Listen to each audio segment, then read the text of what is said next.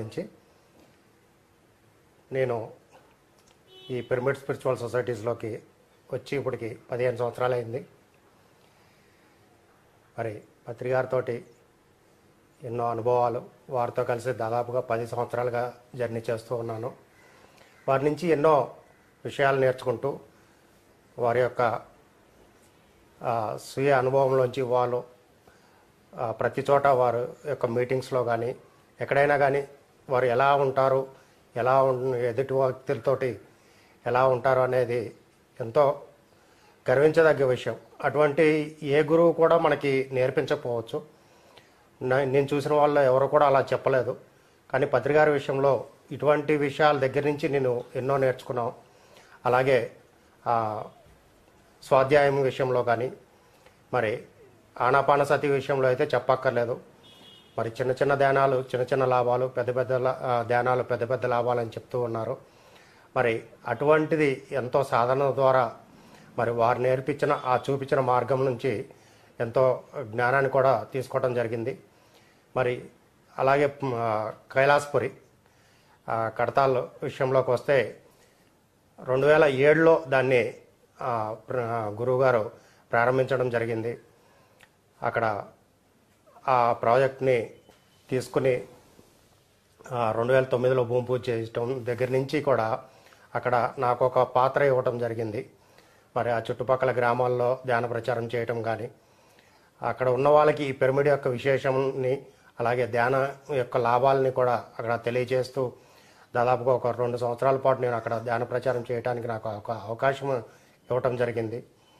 దాని తర్వాత మరి కైలాసపూర్లో ధ్యానమా చక్రాలు ప్రారంభమైన దగ్గర నుంచి 2012 నుంచి ఈ రోజు వరకు కూడా, అంటే 2019 వరకు కూడా ఎన్నో మరి ధ్యానయజ్ఞాల్లో నా వంతు పాత్రను నేను పోషించాను. మరి నాకు ఇంత గొప్ప అవకాశాన్ని ఇచ్చిన గురువుగారికి ఎలా కృతజ్ఞతలు తెలియజేసుకున్నా కానీ సరిపోదు. కాబట్టి మరి వారు ఏమీ ఆశించట్లేదు మన దగ్గర నుంచి. ధ్యానాన్ని ఎలా అందరిలోకి తీసుకువెళ్తారు అన్నది ఒకటే చూస్తున్నారు. మరి అటువంటి గొప్ప అవకాశం ప్రకృతి మనకి ఇస్తూ ఉంది. ఆ ఇచ్చిన అవకాశాన్ని మనం సద్వినియోగం చేసుకోవాలి. అది చేసుకుంటూ ఉన్నాను నేనైతే ప్రత్యేకంగా. మరి నాలాంటి మాస్టర్స్ ఎంతోమంది ఉన్నారు ఇక్కడ భూమి మీద. ఈ పిఎస్ఎస్ఎం మూమెంట్లో కూడా, ఈ పిఎస్ఎస్ఎం మూమెంట్ ద్వారా వాళ్ళు ఎంతో ప్రచారం చేస్తున్నారు. మరి ఈరోజు పత్రికారి పక్కన కూర్చుని మాట్లాడే అవకాశం రావటం నేను అదృష్టంగా భావిస్తున్నాను. నమస్కారం సార్. అయ్యా బాబు నమస్కారం. మరి 30 సంవత్సరాల మన పిఎస్ఎస్ఎం మూమెంట్లో ఈ రోజున ఇంత గొప్ప అదృష్టం, ఎన్నో లక్షల మందికి మనం ధ్యానం నేర్పించడం జరిగింది. మరి ఒక వ్యక్తిగా మొదలయ్యి పత్రికారు ఈ రోజున ఇంతమందికి ఎలా నేర్పించగలిగారు? అటువంటి అవకాశం మరి పిరమిడ్ మాస్టర్లుగా మనకి అది ఎలా సాధ్యమవుతుంది? దాని గురించి కొద్దిగా వివరించమని చెప్పేసి కోరుతున్నాను. అలా జరిగిపోయిందంతా. నాకు చిన్నప్పటి నుంచే నలుగురిని పోగేసుకొని నేర్పించడం అలవాటు నాకు. అది క్రికెట్ కానివ్వండి, లేకపోతే చదువులు కానివ్వండి,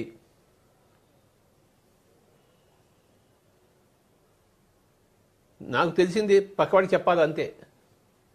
నాకు క్రికెట్ వచ్చు, బ్యాట్గా పెట్టుకోమని చెప్తాను.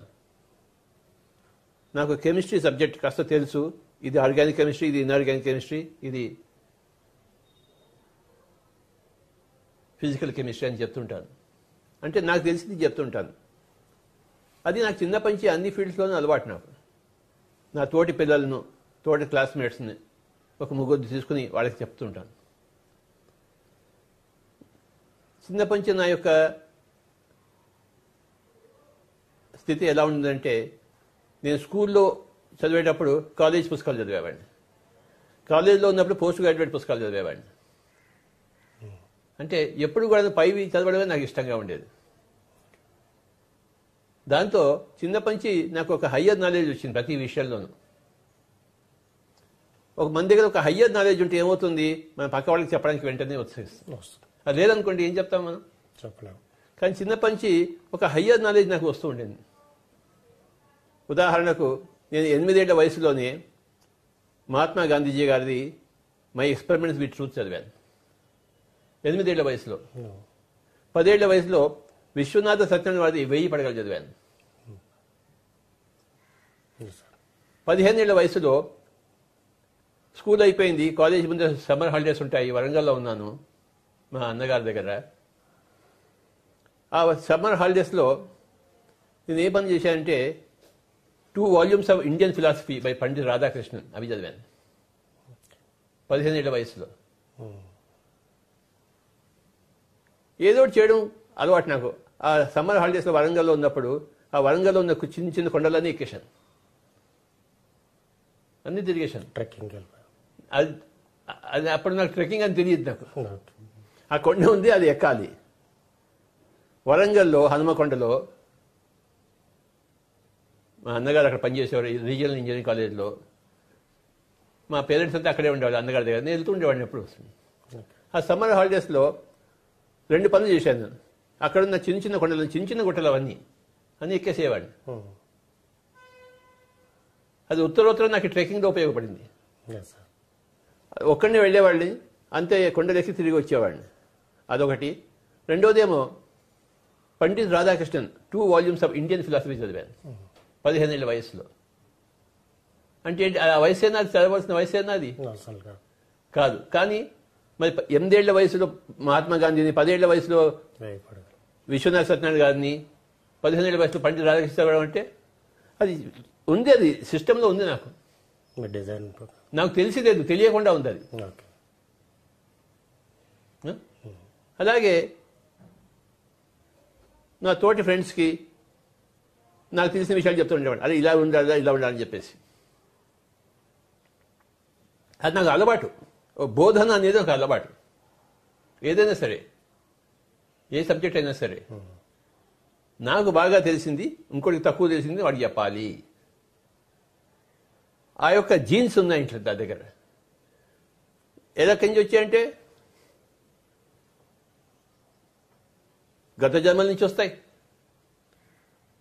మన జీవిత ప్రణాళికల నుంచి వస్తాయి. ఫ్యూచర్లో మనం ఏం చేయాలి దాన్ని బట్టి కూడా మనం చేస్తుంటాం. ఏదైనా పరిస్థితి, ఏదైనా కారణాలు ఎక్కడ ఉంటాయి, గతంలో నుంచి ఉంటే కారణాలు, భవిష్యత్తులో ఉంటే కారణాలు, వర్తమానంలో ఉంటే కారణాలు.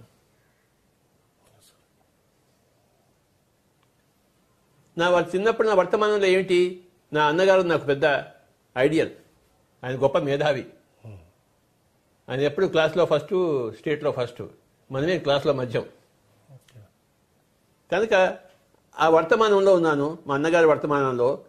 కనుక నాకు స్టడీస్ మీద బాగా ఇంపాక్ట్ వచ్చింది. గతం నుంచి వచ్చి ఉంటుంది, ఎన్నో జన్మల నుంచి వచ్చే ఉన్నాం కదా మనం. సో గతం నుంచి వచ్చే కారణాలు ఉంటాయి, వర్తమానంలో ఉండే కారణాలు, భవిష్యత్తులో మనం ఏం చేయాలి దాన్ని బట్టి కూడా కారణాలు ఉంటాయి.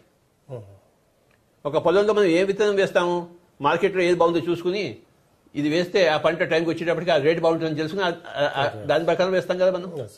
అంటే భవిష్యత్తు ప్రకారం మన వర్తమానంలో విత్తనాలు వేసుకుంటాం. కనుక ఏ మనిషికైనా కూడాను 3 రకాలు ఉంటాయి. ఒకటి వర్తమానంలో పరిస్థితులు బట్టి, రెండవదేమో గత జన్మల నుంచి వచ్చింది, మూడవదేమో ఆ పర్టికులర్ సోల్ యొక్క భవిష్యత్ ప్రణాళిక. నేను ఆ కొండలు ఎక్కుతున్నప్పుడు నన్ను ఎవరు చెప్పలేదు కొండలు ఎక్కమని చెప్పేసి. బయటికి వెళ్ళేవాడిని, ఏదో చేయాలి కదా సమ్మర్ హాలిడేస్, ఆ కొండలు ఎక్కి వచ్చేవాడిని. అలవాటు అయిపోయింది నాకు. ఇలాగే ఒకసారి ఏమైందంటే, ఒక పెళ్లికి వెళ్ళాం మా ఫ్రెండ్స్తోని, భువనగిరి. రవీందర్ రెడ్డి అని మా క్లాస్మేట్ అగ్రికల్చర్ కాలేజ్లో, వాడి పెళ్లి ఉండింది భువనగిరి. అక్కడికి వెళ్ళాము, చూసా పెద్ద కోట కనబడింది. ఓకే, అదే ఎక్కి వస్తాను రా అని చెప్పాను. అందరు కలిసి వెళ్ళాము, వచ్చాము.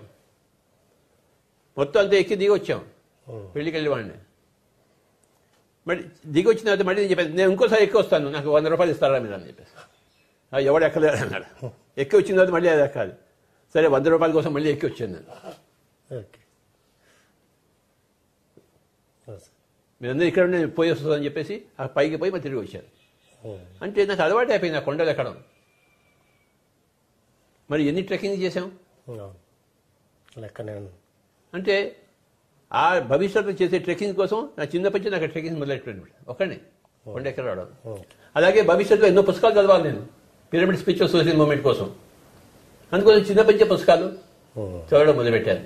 అలాగే భవిష్యత్తులో ప్రపంచానికంతా బోధన చేయాలి నేను. కనుక చిన్నప్పుడే మా క్లాస్మేట్స్ పెట్టుకుని బోధన చేసేవాడు. బాగుంది చేశారు.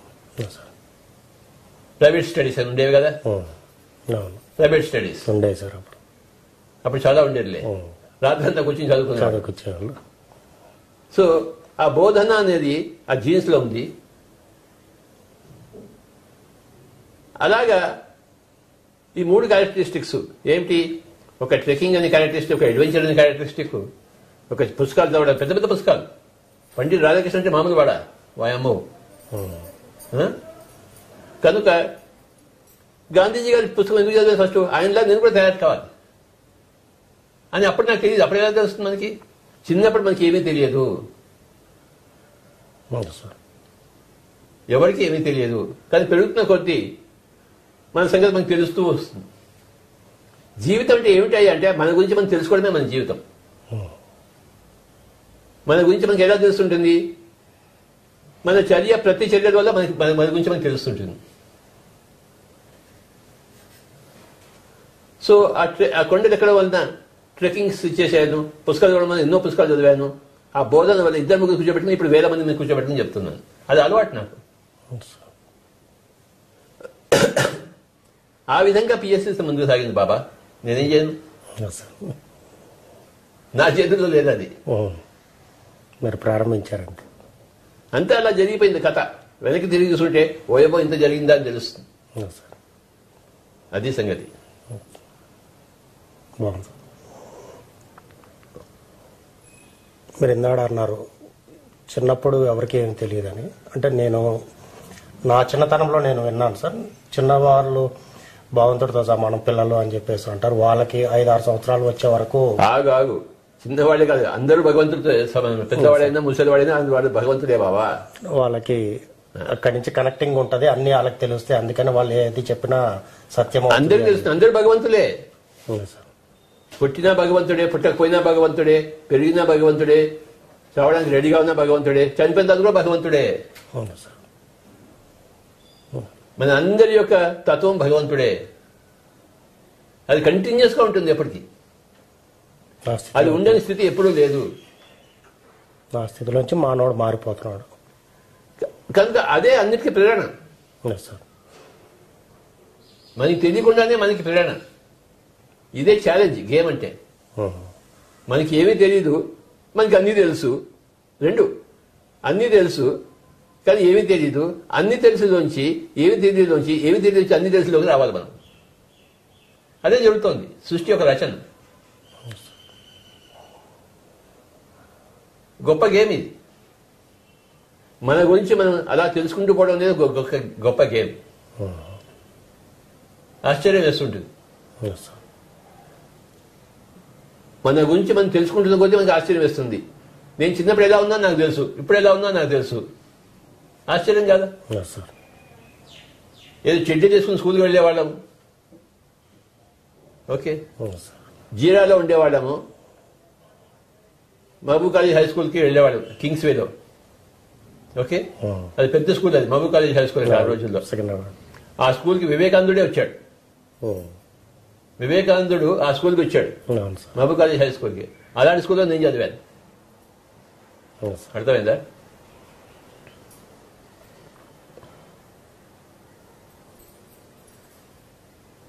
ఆ రోజుల్లో జయంతిలాల్ అని క్రికెటర్ ఉండేవాడు. అతను కూడా ఆ స్కూల్ నుంచి వచ్చాడు. అది కూడా మాకు గొప్ప. మా స్కూల్ నుంచే జయంతిలాల్ వచ్చాడని చెప్పేసి, బౌలర్, హైదరాబాద్ బౌలర్. కనుక ఆ స్కూల్లో వెళ్ళి పొద్దున్న నడిచి వెళ్ళేవాళ్ళం కింగ్స్ వేలో. మధ్యాహ్నంకి చిన్న క్యారియర్లో ఇంత పెరుగన్నం ఇంత ఆవకాయ ముక్క పెట్టుకునేవాళ్ళం ఇంటి నుంచి. నేను మా తమ్ముడు ఉండేవాడు, నాకన్నా 2 ఏళ్ళకి క్రితం. వాడు బ్లడ్ క్యాన్సర్ వచ్చి పోయాడు వాడు 1964లో.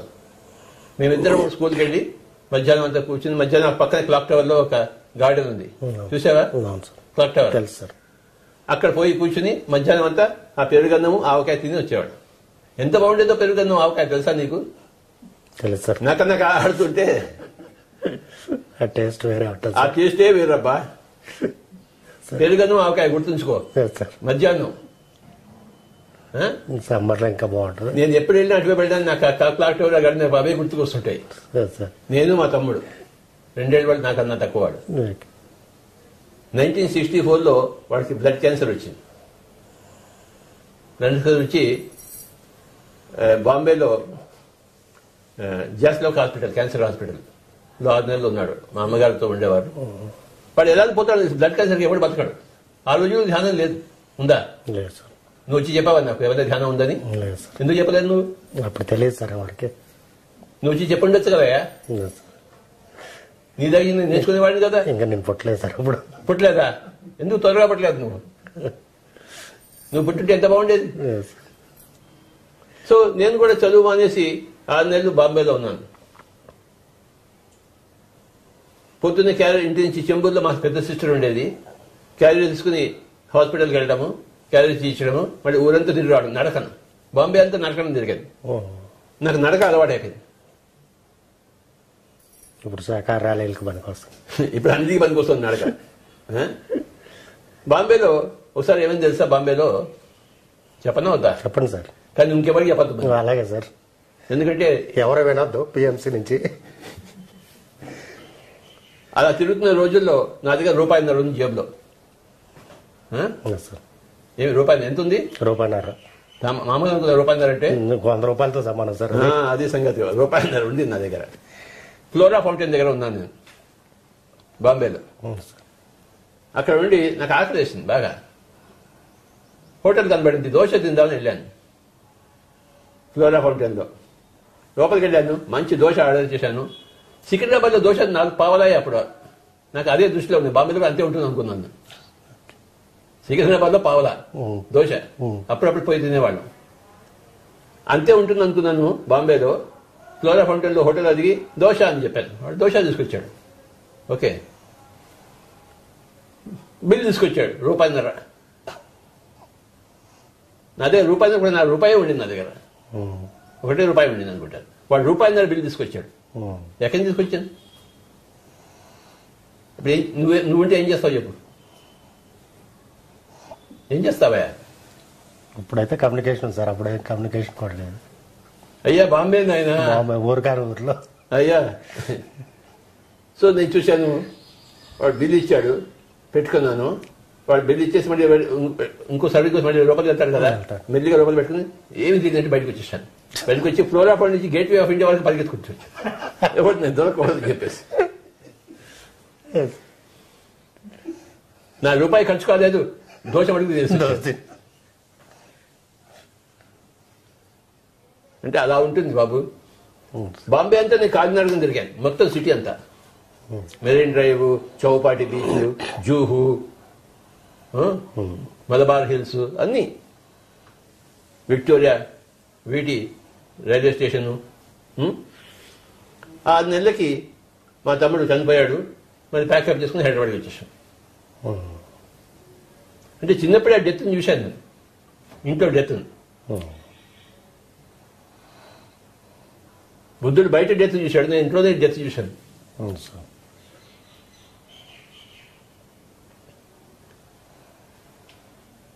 అది ప్రభావితం చేస్తుంది కదా అందరినీ.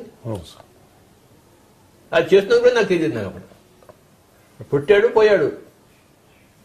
ఓకే, అంటే కాలేజీలో ఉండేటప్పుడు వాళ్ళందరికీ కెమిస్ట్రీ చెప్పేవాడిని, డార్విన్స్ న్యాచురల్ సెలక్షన్ థియరీ చెప్పేవాడిని. ఓకే, తర్వాత జెనెటిక్స్ చెప్పేవాడిని. నేను ఎక్కువ చదివేవాడిని కదా, అవన్నీ చెప్పేవాడిని. నేను 18-19 సంవత్సరాలు వచ్చేసరికి నేను ఇంగ్లీష్ లిటరేచర్ అంతా చదివాను. షేక్స్పియరు, చాసరు, మిల్టను, స్పెన్సరు, ఏజీ గార్డినరు, డోస్టావెస్కీ, టర్జెనెవ్, టాల్స్టాయ్ అంతా చదివేశాను.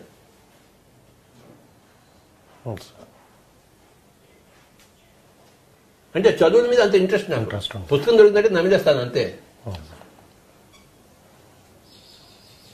ఉత్తరోత్తర ఇన్ని పుస్తకాలు చదవడానికి ఇగో ఇప్పుడు ఈ శ్రీనివాస్ రెడ్డి గారు మా ఇంటి కింద ఉన్నాడు, మా అల్లుడు గారు, నమస్కారం. ఆయన రోజుకు కొత్త పుస్తకం తీసుకొస్తుంటాడు.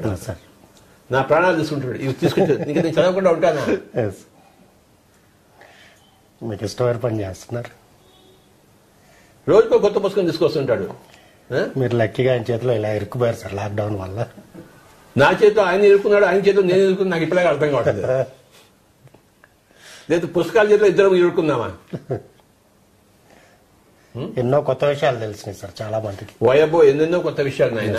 Untold Sita and Yashodhara. కనుక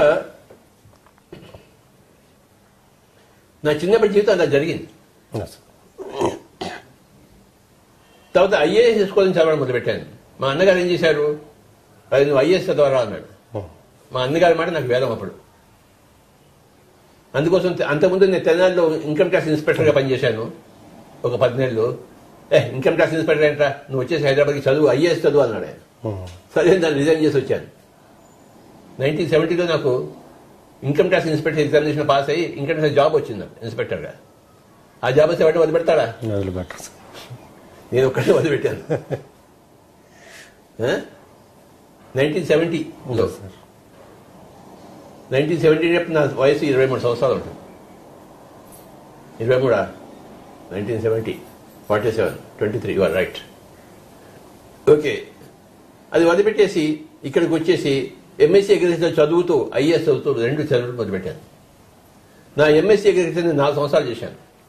అంటే 2 సెమిస్టర్లు చదవకుండా ఉంటే 1 సెమిస్టర్ చదివేవాడిని. 2 సంవత్సరాలు పూర్తి చేయవలసింది 4 సంవత్సరాలు. ఎందుకంటే నేను ఐఏఎస్ కూడా చదువుతున్నాను కనుక. ఐఏఎస్ చదివేటప్పుడు పొద్దున్నే ఇక్కడే అంబర్పేటలో ఈ ఇంట్లోనే ఉండేవాడిని. అప్పుడు ఈ ఇల్లు లేదు, వేరే ఇల్లు ఉండేది. ఇక్కడ ఆ ఇల్లు తీసేసి ఈ ఇల్లు కట్టాము ఇక్కడ. నేను ఇక్కడి నుంచి యూనివర్సిటీ వెళ్ళేవాడిని, పొద్దున్న వెళ్ళేవాడిని. ఇన్ని వైట్ పేపర్లు తీసుకుని పెన్ తీసుకుని ఉస్మానియా యూనివర్సిటీ లైబ్రరీ పొద్దున్న వెళ్తే మళ్ళీ రాత్రి వచ్చేవాడిని. అక్కడ ఏ పుస్తకం చదివితే ఆ పుస్తకం చదవడం రాయడం అంతే, లైబ్రరీలో అంతే. అలాగే సిటీ సెంట్రల్ లైబ్రరీ, ఇంకా ఎన్నో లైబ్రరీస్ ఉన్నాయి హైదరాబాద్. అన్ని తిరుగుతుండేవాడు. 4 సంవత్సరాలు తిరిగాను లైబ్రరీ చుట్టూ. ఎందుకంటే నాలెడ్జ్. దేనికంటే ఐఏఎస్ కోసం. ఐఏఎస్ రాలేదయ్యా నాకు, ఫెయిల్ అయిపోయాను. నా కోపం వచ్చింది. 4 సార్లు 5 సార్లు వెళ్ళాను, ఢిల్లీకి వెళ్ళాను ఇంటర్వ్యూకి. కానీ ఇంటర్వ్యూలో ఫెయిల్ అన్నారు. నాకు తిక్కర్ అయ్యింది. నువ్వేంటి నాకు ఐఏఎస్ ఇచ్చి, నేనే ఐఏఎస్ పెడతానని చెప్పేసి ఇండియన్ ఆనాపాన సర్వీస్ పెట్టాను. ఐపీఎస్కి వెళ్ళాను, పోలీస్ సర్వీస్కి. అప్పుడు కూడా ఫెయిల్ అయిపోయాడు. నువ్వేంటి నాకు ఐపీఎస్ ఇచ్చాను, నేనే ఇండియన్ పిరమిడ్ సర్వీస్ పెట్టాను. ఇండియన్ ఫారెస్ట్ సర్వీస్కి వెళ్ళాను. అక్కడ కూడాను ఢిల్లీలో వాకింగ్ టెస్ట్ ఉండింది. 4 కిలోమీటర్స్ 1 గంటలో నడవాలి. ఆ వాకింగ్ డిస్టెన్స్ చేశాం. All India institute medical science medical checkup అయింది, అన్ని పాస్ అయ్యాయి. కానీ ఇంటర్వ్యూలో ఫెయిల్. ఎంత అవమానమైంది నాకు. నా లాంటి ఎలాగో జీవితం ఎవరికి రాకూడదు. ఢిల్లీకి వెళ్ళడము, ఓడిపోయి రావడము, ఢిల్లీకి వెళ్ళడము, ఓడిపోయి రావడము. ఇక్కడ హైదరాబాద్లో ఎవరికి మొహం చూపించలేదు. ఎందుకంటే ఓడిపోయి వచ్చాను కదా. నువ్వు ఎప్పుడు ఓడిపోలేదు కదా దేంట్లోనూ. చాలా ఓడిపోయాను సార్. పోయా, నా అంతా ఎప్పుడు నువ్వు ఓడిపోలేదు. అందరికన్నా ఎక్కువ ఓడిపోయింది నేనే. మేనేజ్మెంట్ ఇన్స్టిట్యూట్స్కి వెళ్ళాను, అహ్మదాబాదు, కలకత్తా. ఇంటర్వ్యూకి వెళ్ళాను, ఫెయిల్ అయ్యి వచ్చాను. ఐఏఎస్కి వెళ్ళాను, ఫెయిల్ అయ్యి వచ్చాను. అందరికీ ఫెయిల్ అయ్యాయి. అర్థమైందా? కనుక నా నరాలు ఫెయిల్యూర్ ఎక్కువైంది. ఫెయిల్యూర్ ఇది స్టెప్పింగ్ స్టోన్ ఫర్ సక్సెస్ అన్నారు. ఇప్పుడు అర్థమవుతోంది నాకు. అప్పుడు ఎవరిని అర్థం కాదు. అప్పుడైతే ఉడిపోసుకుందాం అనేది. ఏమయ్యా పాస్ అయ్యావా అని అడిగారు మా వాళ్ళంతా, మా ఫ్రెండ్స్ అంతా, రిలేటివ్స్. అనేవాడిని. నీ బతుకు అంతే అన్నారు. మా అన్నగారు పెద్ద మేధావి. నేనేమో ఐఏఎస్ అవుతానికి మా అన్నగారి కోరిక, కానీ మా అన్నగారి కోరిక తీరలేదు. అర్థమైందా? కానీ జీవితం నడుపుకుంటూ వచ్చాను. సూసైడ్ చేసుకోలేదు నేను. ఒకసారి సూసైడ్ చేసుకుందాం ప్రయత్నించాను. స్కూల్ అయిపోయిన తర్వాత 1963లో ఎంబీబీఎస్లో సీట్ రాలేదు నాకు. అప్పుడు జీరాగా ఉండేవాళ్ళు. ట్యాంక్ బండ్ మీద పొద్దునే వెళ్ళాను 4:30 కల్లా. అలా తిరిగాను. ఎవరు లేడు అక్కడ ట్యాంక్ బండ్లో. దూకుదాం చూశాను. ఎంబీబీఎస్లో సీట్ రాకపోతే ఇంకెందుకు ఎదవ బతుకు? ఏమే ఎంబీబీఎస్లో సీట్ రాకపోతే ఇంకెందుకే బతుకు? నువ్వే చెప్పు. ఎంత అవమానం. దూకుదాం ట్రై చేశాను పొద్దున్నే 4:30కి. కానీ నాకు చన్నీళ్ళు అసలు పడవు. నాకు నేను వేడి నీళ్ళు స్నానం చేయాలి. అక్కడ వేడి నీళ్ళు అన్ని చల్ల నీళ్లు. నాయన వద్దు, ఈ చల్లటి చావు వద్దు, నాకు వేడి చావు కావాలని చెప్పేసి మళ్ళీ వచ్చేసాను. అప్పటి నుంచి ఎంబీబీఎస్ అంటే పెద్ద క్రోధం. నువ్వేంటి నాకు ఎంబీబీఎస్ ఇచ్చేది, నా ఎంబీబీఎస్ నేనే పెట్టుకుంటే చెప్పేసి ఎంబీబీఎస్ అంటే bachelor of meditation, bachelor of spiritual meditation. అంటే నేను ఏదైనా ఫెయిల్ అయ్యాను, అవన్నీ నాకు విధంగా నేను మార్చుకోను, పోరాను అని చెప్పేసి. నువ్వేంటి నాకు చెప్పేది, నేనే నీకు ఇస్తాను ఎంబీబీఎస్ డిగ్రీ. అలా జరిగింది. ఏం చెప్పంటే కడుపు చించుకుంటే కాళ్ళ మీద పడుతుంది ఆయన. నువ్వు అలాంటి ప్రశ్నలు అడిగావేంటి నన్ను? అందరి మధ్య అందరు ఏమనుకుంటారు చూసేవాళ్ళు అందరూ, నీ జీవితం ఇలా తగలబడిందా అని. ఎంత రేపంటే నీ ఊర్లో తిరగలేదు నేను లాక్డౌన్ తర్వాత. ఏదో మంచి ప్రశ్నలు అడుగు నువ్వు.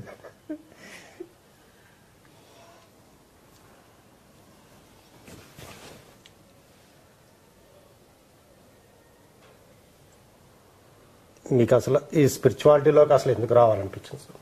స్పిరిచువాలిటీలో చాలా రకాలు ఉన్నాయి, కానీ ఆనాపానసతినే ఎందుకు పట్టుకోవాలనుకున్నారు? అవన్నీ తెలియదు నాయన. 1966లో మేము విద్యానగర్లో ఉండేవాళ్ళం. మా ఇంటి పక్కన ఒక యోగా సెంటర్ ఉంది విద్యానగర్లో.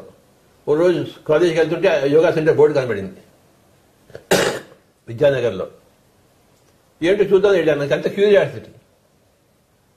ఏ పుట్టలో ఏ పాము ఉందో ఇలా గెలికేవాళ్ళం అనమాట. ఆ యోగా సెంటర్కి వెళ్ళాను 1966లో. మా ఇంటి పక్కన గల్లీలోనే ఉండేది విద్యానగర్లో. వాళ్ళు ఏం చేశారు, యోగాసనం నేర్పించారు, రకరకాల ఆసనాలు. వాడు నేర్పించారు, నేర్చుకుంటారు. నాకు నేర్చుకోవడం అలవాటు. ఏదైనా సరే, క్రికెట్ అయినా, చెస్ అయినా సరే, సంగీతం అయినా సరే. సంగీతం కోసం సైకిల్ వేసుకుని సికింద్రాబాద్ వెళ్ళేవాడు మా గురువు గారి దగ్గరికి వెళ్ళి. ఎక్కడ ఏ విధి ఉందో నేర్చుకోవడం. ఇక్కడ యోగాసనం, యోగా కేంద్రం వెళ్ళాను. ఆసనాలు నేర్చుకున్నాను. 6 నెలలు వెళ్ళాను.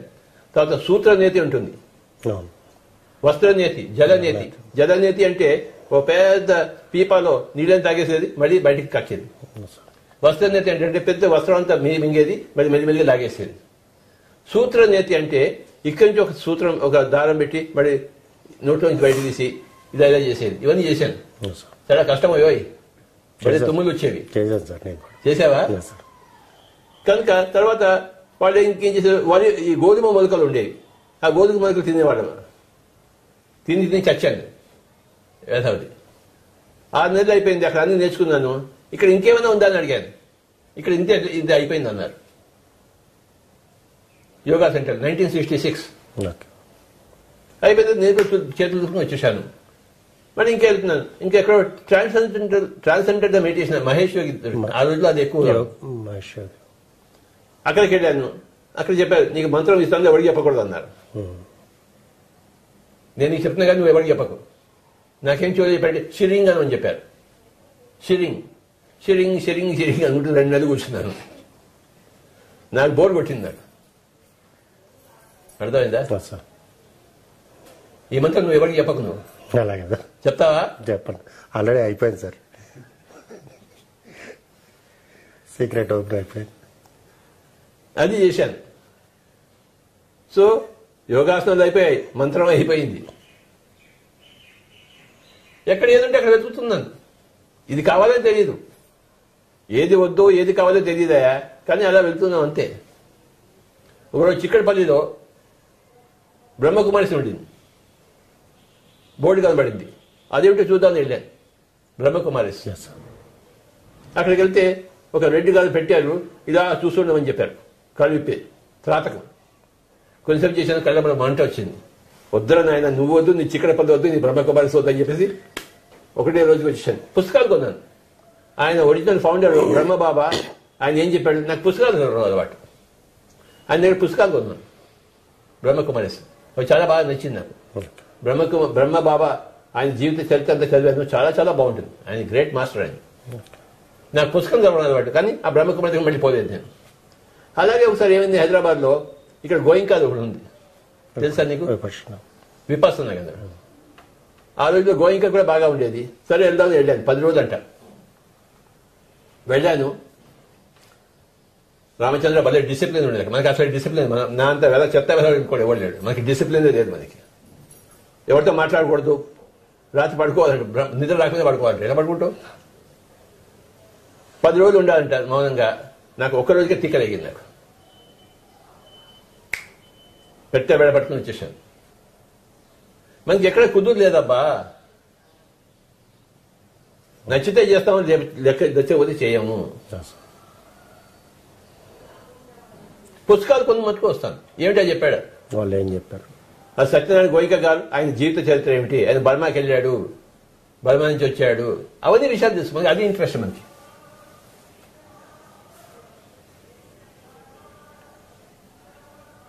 హైదరాబాద్ ఉండేటప్పుడు నాకు పెద్ద అలవాటు ఉండేది. సండే రాగానే స్కూటర్ వేసుకుని సిటీ అంతా సెకండ్ హ్యాండ్ బుక్ స్టాల్స్ ఉండేవి పరిచయం. కోటిలో అక్కడ తెలుసా నీకు? పొద్దున్న వెళ్తే స్కూటర్ వేసుకుని ఒక పెద్ద సంచి వేసుకుని ఆ సెకండ్ హ్యాండ్ బుక్ స్టాల్స్ అన్ని వెతుకుంటే నాకు కావాల్సిన పుస్తకాలన్నీ దొరికేవి. స్పిరిచువల్ బుక్స్ నాకు అవే ఇంట్రెస్ట్. మధ్యాహ్నం అయ్యేసరికి ఆ సంచి నిండా కూరగాయలు కొన్నట్టు పుస్తకాలు కొనుక్కొని చూపించేవాడిని. ఆ వీక్ అంతా చదివేవాడిని. మళ్ళీ నెక్స్ట్ సండే మళ్ళీ వెళ్ళేవాడిని. మళ్ళీ అమ్మేసి మళ్ళీ ఇంకోటి అమ్మేయడం కాదు, ఇక్కడ ఎవరికైనా ఇచ్చేస్తాను. అమ్మేది క్వశ్చన్ లేదబ్బా, నేను చదివినది ఎవరికో ఒకటి ఇచ్చేయాలంటే. పుస్తకాలు భిక్షకాలు చాలా మంది, శ్రీనివాస్ రెడ్డి లాంటి వాడు, వాళ్ళు స్పెషల్ భిక్షగాళ్ళు, పుస్తకాలు భిక్షగాళ్ళు. వాడికి డబ్బులు అక్కర్లేదు, వాళ్ళకి పుస్తకం కావాలి వాడికి. నేను ఎన్ని పుస్తకాలు కొన్నానో నాకే దక్కలేదు. జీతం వస్తే సగం జీతం నాకు, సగం జీతం ఇంట్లో. నాకంటే దేనికి? పుస్తకాల కోసం. మిగతా సగం జీతం ఇంట్లోనే. ఎవరు మాట్లాడడానికి వీలేదు ఇంట్లో. అమ్మా ఎంత ఇస్తే అంతే సర్దుకో. సో ప్రతి సండే అలా మార్కెటింగ్ వెళ్ళేవాడిని నేను. ఎన్ని పుస్తకాలు దొరికాయో, 3 రూపాయలు, 4 రూపాయలు, 5 రూపాయలు, మంచి మంచి పుస్తకాలు. మేరీ కొరెల్లి అని ఒక ఆవిడ ఉంది, ఆవిడ గొప్ప పుస్తకాలు రాసింది. నాకు 3 రూపాయలు దొరికింది. మేరీ కొరెల్లి ఆవిడ అద్భుతమైన అనుభవాలు చెప్పింది. ఒకసారి ఆవిడ షిప్లో వెళ్తుంటే ఒక పెద్ద షిప్ అంతా కనబడింది ముందర. ఆ షిప్లో చాలా మంది ఉన్నారు, కొన్ని వేల మంది ఉన్నారు. వాళ్ళైతే ఏవో పని చేసుకుంటున్నారు. ఆవిడ కంటికి కనబడింది. ఆవిడకి ఒక గంట సేపు కనబడి మళ్ళీ షిప్ అంతా మాయమైపోయింది. ఇలాంటి అనుభవాలు ఉన్నాయి బాబా. మేరీ కొరెల్లి. కనుక నాకు 3 రూపాయల పుస్తకం, 3 రూపాయలు ఖర్చు పెడితే ఎంత వచ్చేది నాకు జ్ఞానం. వాయబ్బో. ప్రతి సండే పుస్తకాల వేట. మిగతా చేపల వేట వెళ్ళేవారు, నేను పుస్తకాల వేటకి వెళ్ళేవాడిని.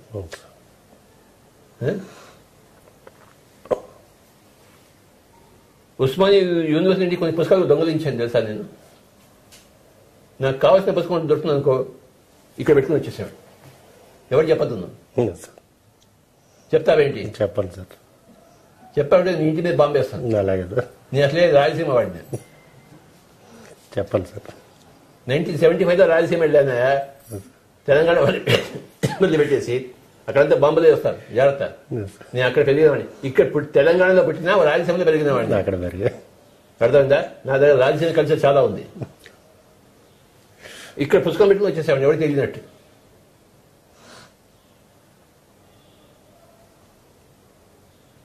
ఇప్పుడు ఎవరి మీద నా మీద కేసు పెట్టి హాయిగా జైలుకి వెళ్తాను. జైల్లో కూడా లాక్డౌన్ కదా, ఇక్కడ అలవాటు అయిపోయింది లాక్డౌన్. జైల్లో ఏమవుతుందే? లాక్డౌనే కదా. కనుక చేసిన తప్పుకి ఎప్పుడు అనుభవించాలో గుర్తుంచుకో. నేను పుస్తకాలు దొంగతనం చేశాను, ఓకే, దాని మీద ఎవరైనా కేసు పెడితే హాయిగా జైలుకి వెళ్తాను, లాక్డౌన్లో హాయిగా జీవిస్తాను, నో ప్రాబ్లం. శ్రీకృష్ణ జన్మస్థానం. అర్థమైందా? ఒకసారి ఏమైందంటే యూజీ కృష్ణమూర్తి అని ఒక ఆయన ఉన్నాడు. ఆయన ఉప్పలూరి గోపాలకృష్ణమూర్తి. ఆయన పెద్ద పేరు ఉండేది ఆ రోజుల్లో. ఆయన దగ్గర వెళ్దామని చెప్పేసి వెళ్ళాను ఒక్కడి నేను. ఎక్కడ మన చార్మినార్ దగ్గర ఉండేవాడు ఆయన. చాంద్రాయణ గుట్ట ఉంది కదా, అక్కడ అటువైపు వెళ్ళాను. ఓ సండే వెళ్ళాను. సండే ఆయన క్లాస్ చేస్తుంటాడు. వెళ్ళేసరికి ఓ 200 మంది కూర్చున్నారు యూజీ కృష్ణమూర్తి దగ్గర. ఉప్పలూరి గోపాలకృష్ణమూర్తి. ఆయన గొప్ప మేధావి అని చెప్పేసి, ఎన్లైటెడ్ మాస్టర్ అని చెప్పేసి నేను వెళ్ళాను. చూడాలి కదా ఎన్లైటెడ్ మాస్టర్ అంటే. ఆయన రమణ మహర్షిని ఒకటే తిడుతున్నాడు. ఆయన నాకు తిక్కరేగింది. ఆ 200 మందిలో నేను లేచి ఈ ఉప్పలూరి గోపాలకృష్ణ తిట్టేశాను. అసలు నువ్వెవడు మాట్లాడాకని చెప్పేసి అధ్వానంగా మాట్లాడి పరిగెత్తుకు వచ్చింది, నన్ను కొడతారు అని చెప్పేసి కొట్టే రకమే.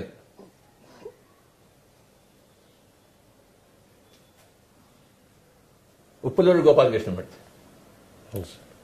ఆ రోజులో మనం రిబల్, మనం అర్థమైందా? ఎవరికి లెక్క చేసేవాళ్ళం కాదు. తిట్టడం అంటే తిట్టడమే. నీకు తెలుసు కదా నా తిట్టడం గురించి. నిన్న ఎప్పుడైనా తిట్టానా? కొట్టారు కూడా సార్. కొట్టానా? ఎవరు చెప్పగా బాబు.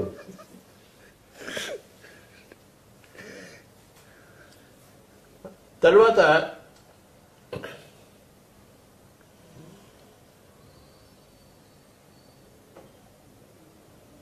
'83లో నేను 83 84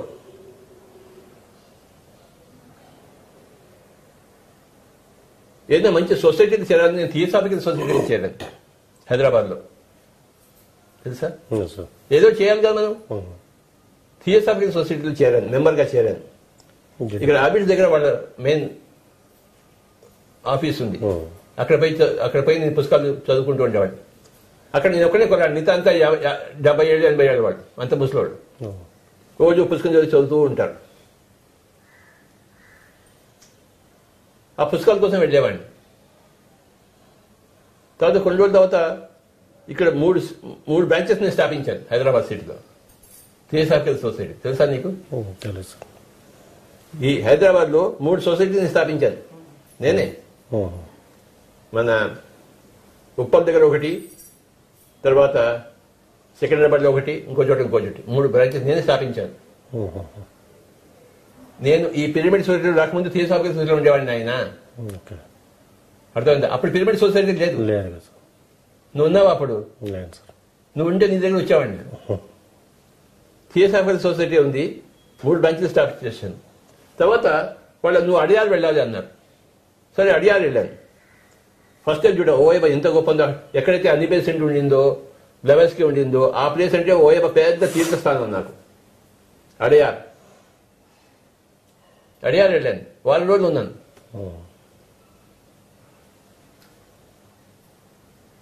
'85 86 ఇక్కడ హైదరాబాద్ లోనే ఇంకో పత్రి అని ఒక ఆయన ఉండేవాడు. ఆయన వైస్ ప్రెసిడెంట్ థియోసాఫికల్ సొసైటీకి. ఆయన నాకు ఇక్కడ కలిశాడు. ఆయన రిఫరెన్స్ తీసుకుని అక్కడ అడియాలు వెళ్ళాను. ఆయన కూడా పత్రియే. ఆయన వైస్ ప్రెసిడెంట్ థియోసాఫికల్ సొసైటీకి. ఆయన ద్వారా వెళ్ళాను, 4 రోజులు ఉన్నాను. అక్కడ వాళ్ళు కొన్ని పూజలు కూడా చేయడం మొదలుపెట్టారు. నాకు పూజలు అంటే ఇష్టం లేదు. అప్పటికే ఎన్లైట్మెంట్ అయిపోయాం కదా, ఎలా గొడవ. అక్కడ మెడిటేషన్ ఉండేది కాదు, అన్ని పుస్తకాలు చదవడం మొదలుపెట్టారు. ఎంత పెద్ద హైడియాల్లో థియోసాఫికల్ సొసైటీ హెడ్ క్వార్టర్స్లో మెడిటేషన్ లేకపోవడం ఏంటి? నాకు నచ్చలేదు.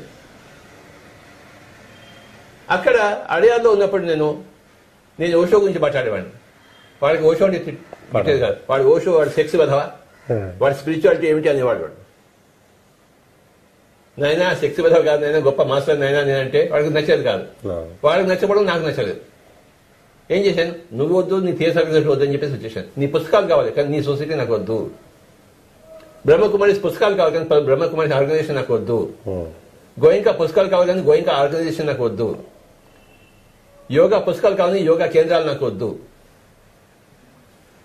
మహేష్ యోగి పుస్తకాలు కావాలి కానీ ఆయన ఆర్గనైజేషన్ నాకు వద్దు. నాకు ఏ ఆర్గనైజేషన్ నచ్చలేదు నాకు. అలాగే 85లో ఓషో దగ్గరికి వెళ్ళాను. ఆయన చూసొద్దామని చెప్పేసి కారు వేసుకుని వెళ్ళాము ఇక్కడి నుంచి పూణేకి, ఒక గ్రూప్ ఆఫ్ పీపుల్. అక్కడ వాడు నువ్వు ఏదో గౌన్లు వేసుకోవాలి, లేకపోతే ఓషన్ చూడడానికి గౌన్ వేసుకోవడం బాబా ఇచ్చా వెళ్ళా. కానీ 150 రూపాయలు కట్టి గౌన్ కట్టి ఓషన్ చూడడానికి. అక్కడ పెద్ద ఒక బుద్ధ పిరమిడ్ అని ఒకటి ఉంది. పిరమిడ్ ఉంది, పిరమిడ్ చుట్టూ పెద్ద నెట్ ఉంది. ఆ నెట్ లోపలికి వెళ్ళాలన్నమాట, బుద్ధా హాల్. అది చూసి వచ్చాము కానీ ఓషో కనపడలేదు. ఆయన ఒక్కడే ఒంట్లో బాలేదు, ఆయనకి ఏమని చూడటం లేదు. 85లో వెళ్ళాను పూనాకి, తిరిగి ముఖం వచ్చేసినాను.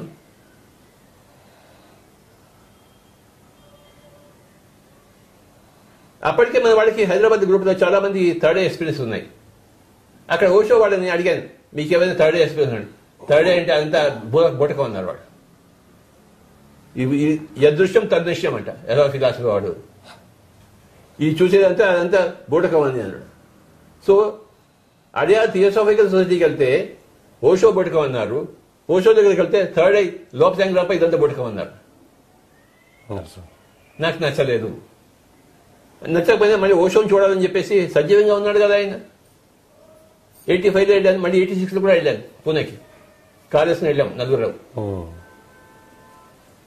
ఆ గౌన్లకి డబ్బులంతా ఇచ్చేసి లోపలంతా తిరిగి వచ్చాం, కానీ ఓషో లేదు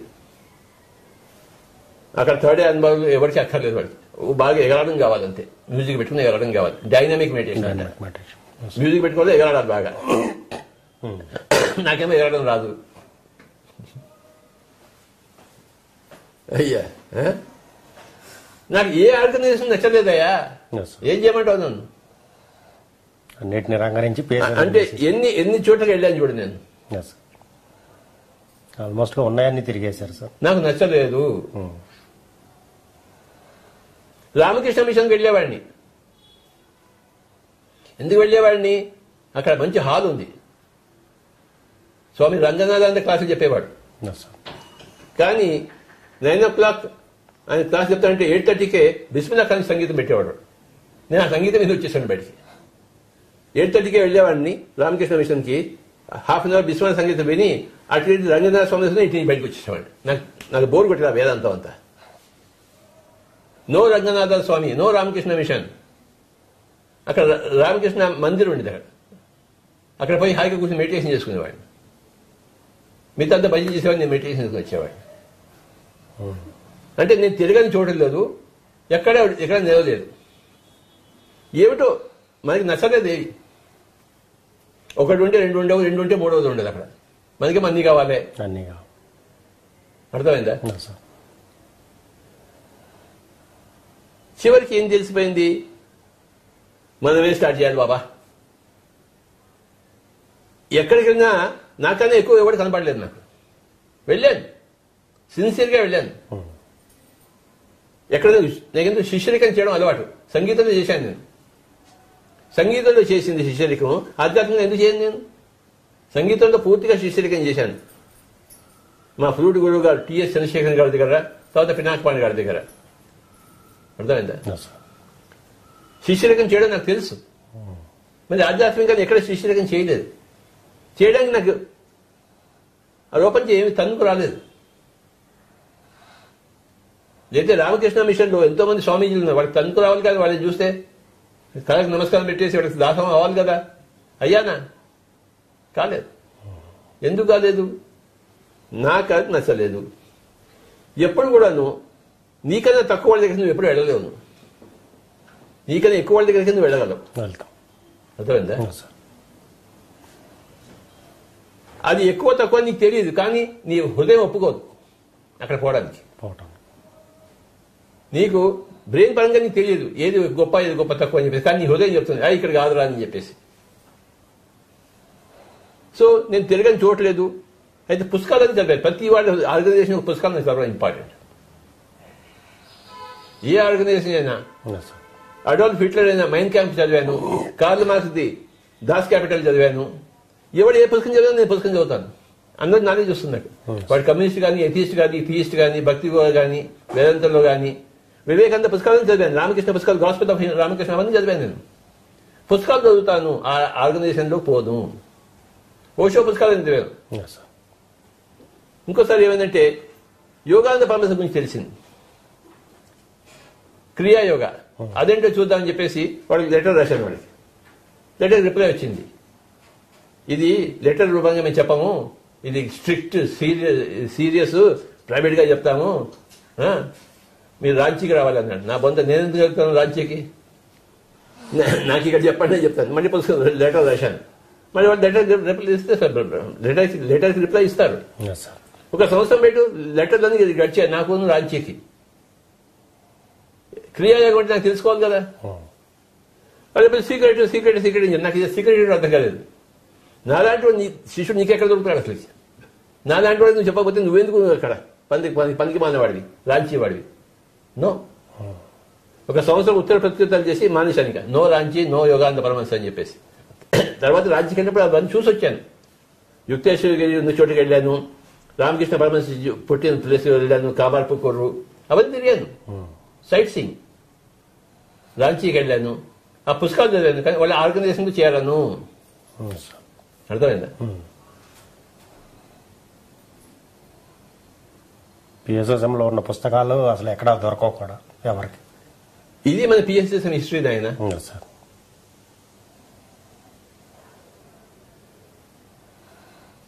అలా ఎన్నో సంవత్సరాలు గడిచిపోయింది నా జీవితంలో. చివరికి ఒకరోజు పిఎస్ఎస్ఎం బోర్డు అని దొరికిందా, నమస్కారం పెట్టి అందులో చేరాను నేను. ఏదో కొత్తగా ఉంది పిరమిడ్ మూవ్మెంట్ అంటే ఇందులో చేద్దామని అందులో చేరి అందులో మెంబర్ అయిపోయాను. ఖాయం అయి వేసుకున్నాను. కర్నూలులో ఖాయం చేసుకున్నాను. కర్నూలులో షౌరీ గారి ఇంట్లో ఉండేవాడు. ఆయన పుస్తకాలు బాగా చదివాడు. ఆయన దగ్గర పెద్ద ర్యాక్స్ అండ్ ర్యాక్స్ పుస్తకాలు ఉండేవి. ప్రిన్సిపల్ లోకల్ స్కూల్లో, మేరీస్ హై స్కూల్లో. ఆయన దగ్గర నేను ఫస్ట్ టైం లోక్సింగ్ రంపా గురించి చదివాను.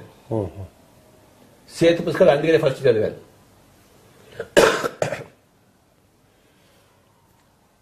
వాళ్ళ ఇంటి మీద ఒక చిన్న రూమ్ ఉండేది. అక్కడ నేను ఒక బోర్డు పెట్టేసి meditation enlightenment centre first board పెట్టడం జరిగింది. 1990 మే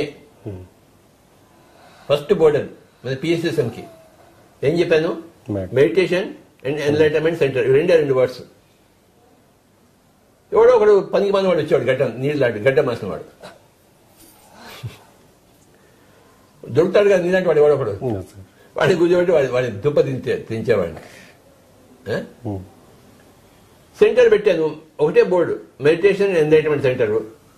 ఈ రెండు వర్డ్స్ నేను చెప్పాలని చెప్పేసి అక్కడ శౌరి గారి ఇంటి పక్కనే ఒక లెటర్ ప్రెస్ ప్రింటింగ్ ఉండే.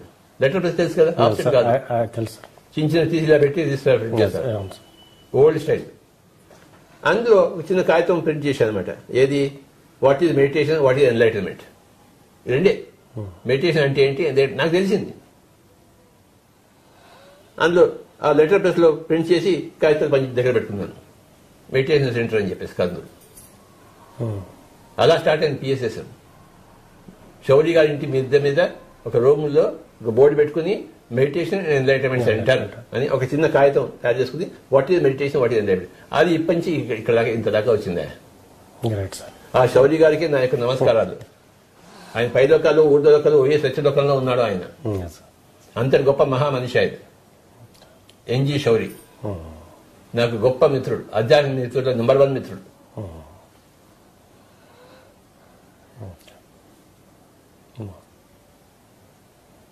కర్నూలు నాకు చాలా ఇచ్చిందయ్యా. కర్నూలులో నాకు అన్నీ దొరికాయి. నాకు తెలంగాణలో ఏం దొరకలేదు. నీ తెలంగాణలో ఇక్కడ పుట్టి పెరిగాను కానీ నాకేం దొరకలేదు. నాకు కర్నూలు అన్నీ దొరికాయి. కర్నూలులోని రామచంద్రారెడ్డి అని మా ఫ్రెండ్ అనాపాన్స్ దొరికింది. ఎన్జి శౌరి గారు గొప్ప ఫ్రెండ్ దొరికారు. అక్కడే సదానంద యోగి గారు దొరికారు. అక్కడే బీవిరెడ్డి గారు దొరికారు. అక్కడే ఫస్ట్ పిరమిడ్ వచ్చింది. కర్నూలు నిర్దేశించి చూడు.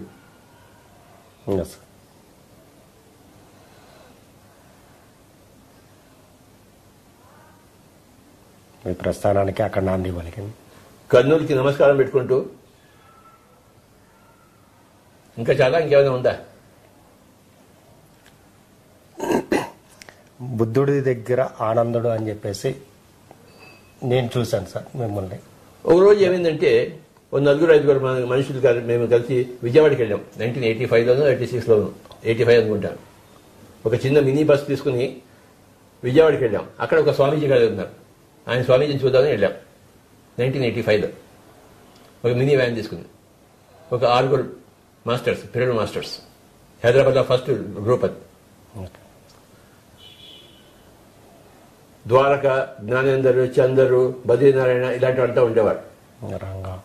అర్థమైందా? వెళ్ళాము, అక్కడ ఒక స్వామీజీని చూసాము. మళ్ళీ తిరిగి వస్తున్నాం విజయవాడ నుంచి. 1985లో జరిగింది. తిరిగి వస్తున్నప్పుడు పొద్దున్నే ఆ బస్సులో ఉన్నాము. 6 ఉన్నాము. మినీ బస్సు 6 ఉన్నాం. 6-7 నేను వెనకాల కూర్చున్నాను లాస్ట్ సీట్లో. ఫ్రంట్ సీట్లో ఆ బద్రీనారాయణ అనే అబ్బాయి కూర్చున్నాడు, మంచి మాస్టర్. పొద్దున్న 4:30-5 ఇంకా తూలుతున్నాను. ఇంకా ఆయన ఆ అబ్బాయి లేచి అక్కడి నుంచి బంధించిన దగ్గర వచ్చి నాకు నమస్కారం పెట్టాడు. ఏమిటయ్యా అన్నాను. మెసేజ్ వచ్చింది, ఇప్పుడు నాకు బుద్ధుడు వచ్చాడు, బుద్ధుడు వచ్చి చాలా రకరకాలుగా అన్ని గీసి నాకు చూపిస్తున్నాడు, ఇలా జరుగుతుంది ఇలా జరుగుతుంది ఇలా జరుగుతుంది ఇలా జరుగుతుంది అని చెప్పేసి ప్లాన్ అంతా ఇచ్చాడు, అన్ని గీతలన్నీ ఉన్నాయి. ఆయన సగం చెప్పాడు, నాకు సగం అర్థం కాలేదు, కానీ బుద్ధుడు వచ్చాడు చెప్పాడు. బుద్ధుడు చెప్పాడు మీరే ఆనందుడు అని చెప్పేసి.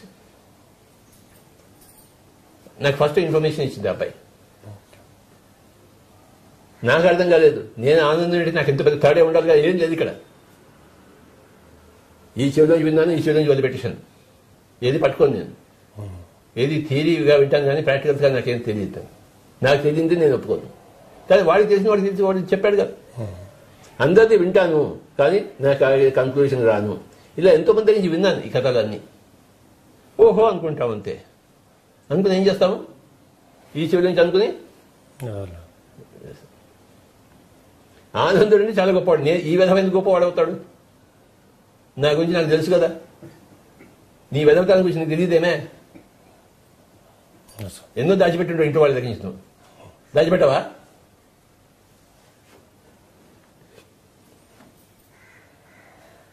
నాకు తెలుసు నా పనికి మందుతాను, అంత గొప్ప ఆనందుడు నేను అవుతాను. కానీ వాడు చెప్పింది అపనమ్మకం లేదు, వాడు చెప్పింది కరెక్టే. ఓకే, నేను విన్నది కరెక్టే, కానీ నాకు దానికి సంబంధం లేదు. అది సంగతి.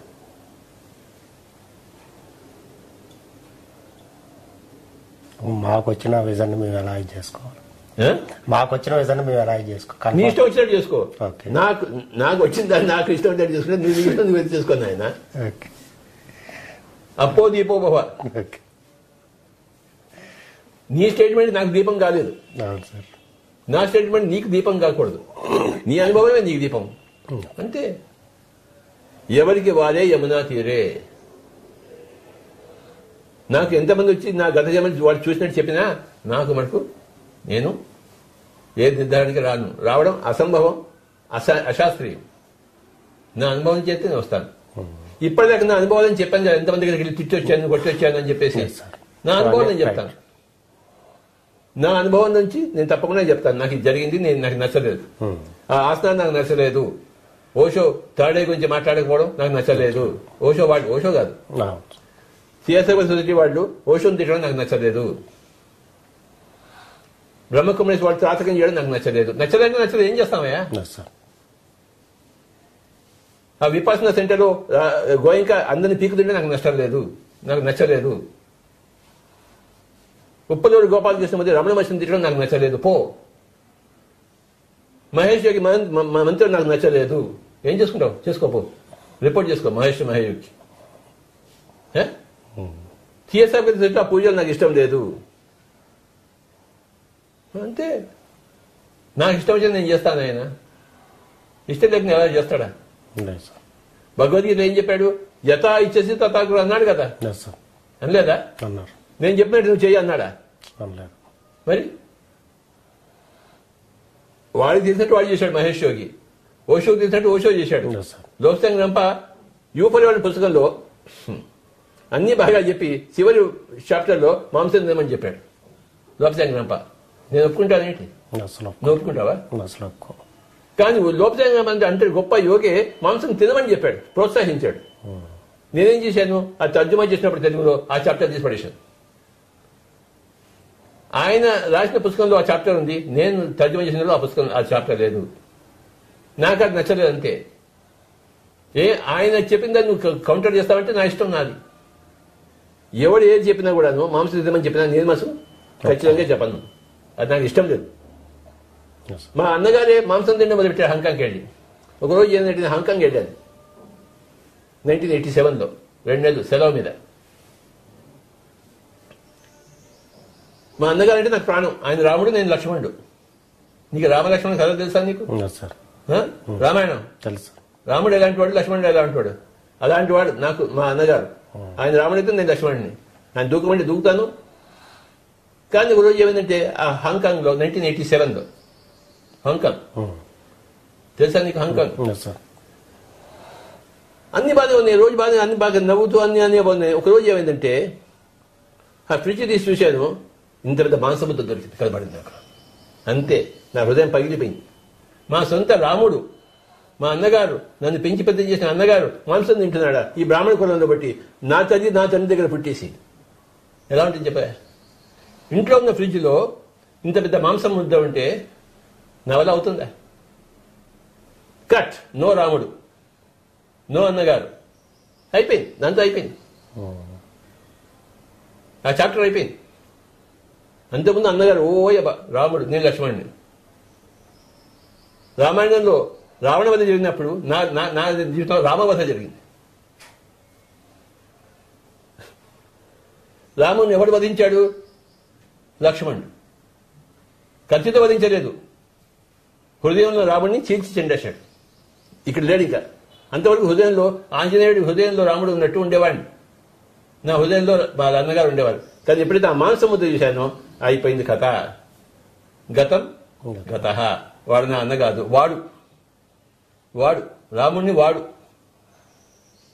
ఎవడైనా అంటాను నేను, మాంసం తినేవాడని వాడు అని అంటాను, వాడు అని అంటానేంటి?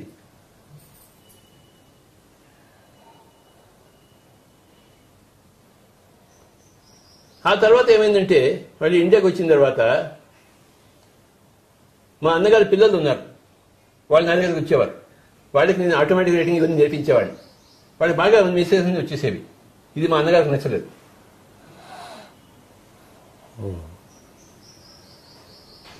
వాళ్ళని నా వైపు తిట్టుకుంటుందని చెప్పేసి మా అన్నగారికి నా మీద కోపం వచ్చింది. ఎందుకంటే లోపల ఆయన కడుపులంతా మాంసం ఉంది కదా, సొంత లక్ష్మణుడి మీదే ఆయన కోపం వచ్చింది. కోపం చేసాడు, వాళ్ళ పిల్లల్ని నా దగ్గర రాకుండా చేశాడు. వాళ్ళు కూడా మాంసం పెట్టడం మొదలుపెట్టాడు. ఇంకేముంది కథ?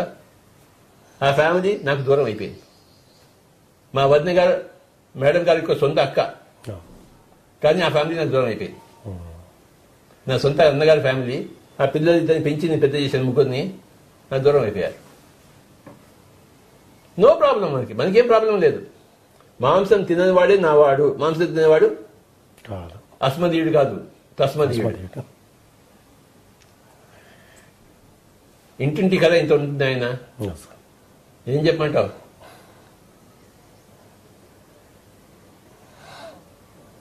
నా జీవిత కథ రామవధ కథ. రాముడినే లక్ష్మణుడు వధించాడు. ఇది నా కథ. నా కుటుంబం కాకుండా పోయింది. ఇప్పుడు నీ కుటుంబం, చంద్రశేఖర్ కుటుంబమే నా కుటుంబం. ఆయన thank you sir. Pyramid master కుటుంబమే నా కుటుంబం. నా కుటుంబంలో అందరూ శాకాహారులే, అహింసాపరులే, అందరూ ధ్యానులే, అందరూ యోగులే. అలాంటి వాళ్ళతోనే ఉండేదే నా కుటుంబం. ఇక్కడ అంబర్పేట ఇంట్లో ఉన్నాను, మా పక్కింట్లో అక్కడ పక్క గదిలోనే మా పెద్ద సిస్టర్ ఉంటుంది. మా బావగారి దగ్గర నేను ఎంతో పెరిగాను. మా పెద్దక్క, బావగారు వాళ్ళు పూజలు చేస్తుంటారు, ధ్యానంలోకి రాలేదు. కట్. మాంసం తినేవాళ్ళు కట్టు, పూజలు చేసేవాళ్ళు కట్టు, డాక్టర్ దగ్గర వెళ్ళేవాళ్ళు కట్టు. మా సొంత అక్క, బావగారు పూజలు చేస్తుంటారు. ఆ ఇంటి కాకి ఇంటి మీద వాళ్ళు, ఈ ఇంటి కాకి ఆ ఇంటి మీద వాళ్ళు. ఏమి కొట్లాటలు ఏం లేవు. వాళ్ళు పూజలు చేస్తున్నారు, నేను ధ్యానం చేస్తున్నాను. నేను పూజలకు ఎగెన్స్ట్. నేను స్వామి దయానంద సరస్వతి శిష్యుడిని. ఆయన ఏం చెప్పాడు? పూజ మెట్టు కాదు అగడత అని చెప్పాడు. ఏం చెప్పాడు? పూజ మెట్టు కాదు అగడత. ఆయన ఎంత గొప్ప పుస్తకం వేశాడు, సత్యార్థ ప్రకాశం అని చెప్పేసి, స్వామి దయానంద సరస్వతి. ఆర్య సమాజ్ కంటే వెళ్ళేవాడిని. ఆర్య సమాజ్ పుస్తకాలని కొన్ని చదివాను. సత్యార్థ ప్రకాశం, గోపీచంద్ అని ఉండేవాడు, గ్రేట్ మాస్టర్ తెనాల్లో, పండిత్ గోపీచంద్. ఆయన పుస్తకాలన్నీ చదివాను నేను. ఎన్ని పుస్తకాలు చదివినా లెక్కే లేదు నాయన. ఏమని చెప్పను నేను? జీవితం అంతా చెప్పినా ఈ పుస్తకాల గురించి నాకు చరిత్ర కంప్లీట్ కాదు. పండిత్ గోపీచంద్ బ్రహ్మాండంగా రాశాడు. స్వామి దయానంద సరస్వతి ఆయనకి గ్లాసు పొడి చేసి విషం ఇచ్చి చంపారు. నీళ్లలో గ్లాసు పొడి వేసి తాగండి స్వామీజీ అని చెప్పారు. ఆయన కనబడుతుంది అక్కడ, తాగేశాడు ఆయన. స్వామి దయానంద సరస్వతి ఆర్య సమాజ స్థాపకుడు. ఎప్పుడైతే అన్ని బేసెంట్ ఫస్ట్ టైం ఇండియాకి వచ్చిందో, ఇండియాలో ఎవరితో కలిసి మాట్లాడుకోవాలి అనుకున్నప్పుడు, అంతే అర్థం రీసెర్చ్ చేసినప్పుడు అన్ని బేసెంట్కి ఆర్య సమాజ్ కనబడింది. ఆవిడ ఆర్య సమాజ్తో పొత్తు పెట్టుకుంది. ఇండియాలో ఎవరో కావాలి కదా ఆవిడకి సహాయం చేసేవాళ్ళు. ఎవరే అందటని అనుకుంటే ఆవిడ కోరుకుంటే చూస్తే ఆర్య సమాజ్ దయానంద సరస్వతి చేసింది. ఆవిడ ఆయనతో పొత్తు పెట్టుకుంది. అంతటి గొప్పవాడు దయానంద సరస్వతి. సత్యార్థ ప్రకాశం నువ్వు చదివావా? పోయి దూకి చావు హుస్సేన్ సాగర్ లో. తెలుసా హుస్సేన్ సాగర్ ఎక్కడుందో? తెలుసు. పోయి దూకి చావు నాయన, నీ పీడ పోతుంది భూమిలోకానికి. సత్యార్థ ప్రకాశము. పండిత గోపదేవ్ అనుకుంటాను, గోపీచంద్ కాదు, గోపదేవ్. ఓకే, ఆ రోజులో కుండాలని పుస్తకం చదివాను. పండిత్ గోపీచంద్ ఫస్ట్ పుస్తకం ఆయన కుండాల గురించి రాసింది ప్రపంచంలోనే. ఆ పుస్తకం చదివాను. నా కుండాలు లేదు ఇక్కడ, ఏం చేయను నేను? వాడికి ఎంతో జరిగింది గోపీచంద్, నాకేం జరగలేదు కనుక నేను ఉట్టి వెదవనే నేను. కానీ ఆ పుస్తకం చదివేందుకు నేను గొప్పవాడిని అంతే. నాకేం కుండానికి కాలేదు. ఆ హైదరాబాద్ గ్రూప్ వాడు నాకేం కావట్లేదు అంటే, స్వామి నీకు అన్నీ అయిపోయి గర్జంలోని ఇప్పుడు ఇంకే అవుతుంది అన్నాడు. ఆ లాజిక్ కూడా కరెక్టే. ఓకే, నమ్మేశాను నేను. నాకు కావాల్సిన లాజిక్ నేను నమ్మేస్తాను. అది గత జమలో అయితే ఈ జమలో నీకు ఎలా అవుతున్నాయా అన్నారు. కాదు. సో ఈ జమలో నేను కొద్దిగా అభ్యాసం చేశాను. ఏదైనా వస్తుందేమో కుండాన్ని రైజ్ అవుతుందేమో, బయ్యి వస్తుందేమో అని చెప్పేసి పుస్తకాలు చదివాను కదా. బొయ్యి లేదు, బయ్యి లేదు. ఎంతసేపు కూర్చోను నేను. చివరికి నిర్ధారణకు వచ్చాను, నేను కుండాన్ని రైజింగ్ కోసం లేను, పక్క వాళ్ళ కుండాన్ని కోసం నేను ఉన్నానని చెప్పేసి. అందరి కుండాన్ని తెచ్చేది, నా ఒకటి నా తప్ప. ఫేట్ ఏం చేస్తాం? వాడి కుండాన్ని రాసుకొచ్చా, నేను రాసుకుని రాలేదు. వాడికి వాడి ప్లాన్ కరెక్ట్, నాకు నా ప్లాన్ కరెక్ట్ కదా అని ఒక లాజిక్ ఉంది ఇక్కడ. వాడికి వాడి ప్లాన్ కరెక్ట్ అయినప్పుడు నాకు నా ప్లాన్ కరెక్టే అవుతుంది. నేను నా ప్లాన్లో ఉన్నాను. ఏంటి? కొత్త పుస్తకాలు చూడము, అందులో 10 మంది చేరేసింది చెప్పడము. నా బోధనే నా సాధన. బోధన పుట్టాను, ఊర్లో పుట్టాను కదా. నా సాధన ఏమిటి? నా బోధనే నా సాధన. టైం అయిపోయింది నాయన. ఊరికే నీతో పెట్టుకున్నాను ఇవాళ. థ్యాంక్ యూ సార్, చాలా మంచి విషయాలు చెప్పారు. ఎన్నో తెలియని విషయాలని మనం ఈరోజు పత్రిక గారి ద్వారా తెలుసుకోవడం, ముఖత వారితో తెలుసుకోవడం జరిగింది. మరి ఇంతటి గొప్ప అదృష్టం మనకి కలగటం చాలా అదృష్టం. మరి ఎన్నో కార్యక్రమాలు ఎన్నెన్నో లెక్క లేకుండా ఉన్నాయన్నమాట. మన ఈరోజు లాక్డౌన్ అన్న పేరే కానీ ప్రతి వాళ్ళు వాళ్ళ ఇంటి నుంచే వాళ్ళు ఎన్నెన్నో కార్యక్రమాలు చేస్తూ ఉన్నారు. అట్లాగే జూమ్ కార్యక్రమాలు, జూమ్ యాప్ ద్వారా వాళ్ళు డిజిటల్ యజ్ఞాలు చేయటము, అలాగే డైలీ క్లాసెస్ చేయటము. మరి పత్రిక హైదరాబాద్ ఎప్పుడు పెడతావా డిజిటల్? హైదరాబాద్కి మరి ఈ రోజే పత్రిక గారు ఇవ్వటం జరిగింది, చెప్పడం జరిగింది. మరి భాగ్యనగర్ మహిళా డిజిటల్ ధ్యాన యజ్ఞం 2020 జూలై 4వ తారీఖున ఉదయం 9 గంటల నుంచి సాయంత్రం 7 గంటల వరకు ఈరోజే మనం లాంచ్ చేస్తున్నాం దీన్ని. మరి జూలై 4వ తారీఖు డిజిటల్ ధ్యాన యజ్ఞం చేసుకోబోతున్నాం. గురు పౌర్ణమి సందర్భంగా జూలై 4వ తారీఖు. జూలై 5 గురు పౌర్ణమి ఉంది, కానీ నాకు ఆ రోజు ఢిల్లీలో పని ఉంది కనుక మహోదర బాబాజీ తరఫున గురు పౌర్ణమి చేస్తున్నాం కనుక జూలై 4 ఇక్కడ పెట్టుకుంటున్నాం. అలాగే సార్, తప్పకుండా. సాటర్డే. ఓకే చెప్పండి. జూలై 5వ తారీఖు గురు పౌర్ణమి. మరి ఆ రోజున పత్రిక గారికి వేరే కార్యక్రమాలు ఉండటం వలన మరి మనకి 4వ తారీఖు భాగ్యనగర్ వాసులకి 4వ తారీఖుని ఇవ్వటం జరిగింది.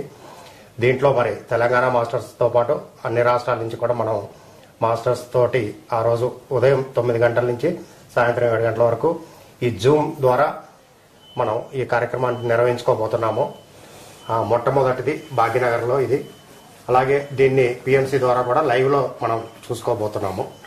మరి ఈ రోజున మనం ఈ బ్రోచర్ని రిలీజ్ చేసుకుంటున్నాం దానికి సంబంధించింది. Thank you very much.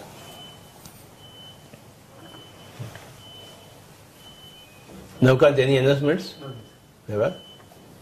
ఇప్పటిదాకా నేను చెప్పినవన్నీ మర్చిపోండి. మీరు మర్చిపోవడానికి ధ్యానం. నేనేమీ పాపం చేయలేదు, గుర్తుంచుకోండి. హాయిగా కూర్చుందాము, శ్వాస మీద జాగ్రత్త పెడదాం.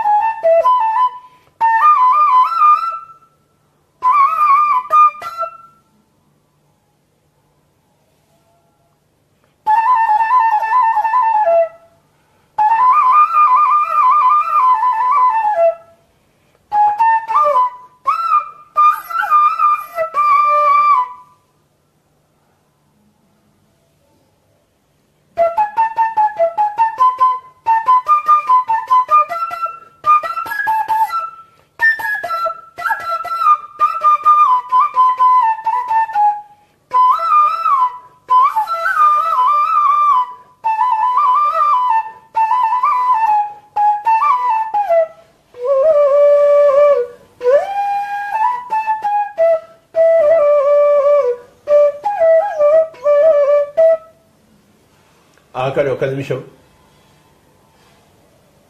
శ్వాస మీద ధ్యాస, శ్వాసానుసంధానం.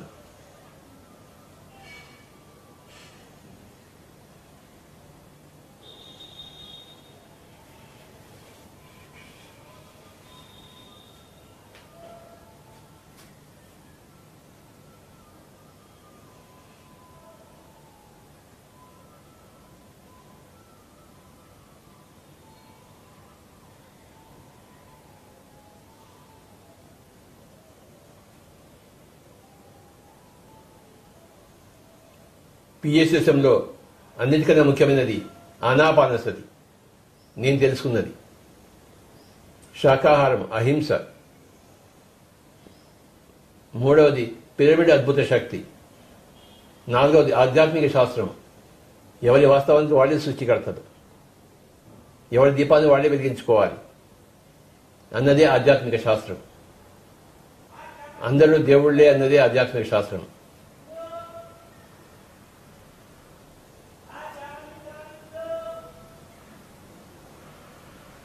అందరూ నారాయణులే.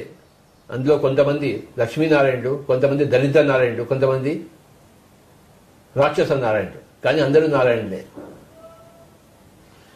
అందరూ వాస్తవానికి భగవంతుడే. భగవంతుడు కానివాడు ఎవడు లేడు. అయితే కొంతమంది లక్ష్మీనారాయణులు, కొంతమంది దళిత నారాయణులు, కొంతమంది రాక్షస నారాయణుడు. ఆఖరి 10 సెకండ్.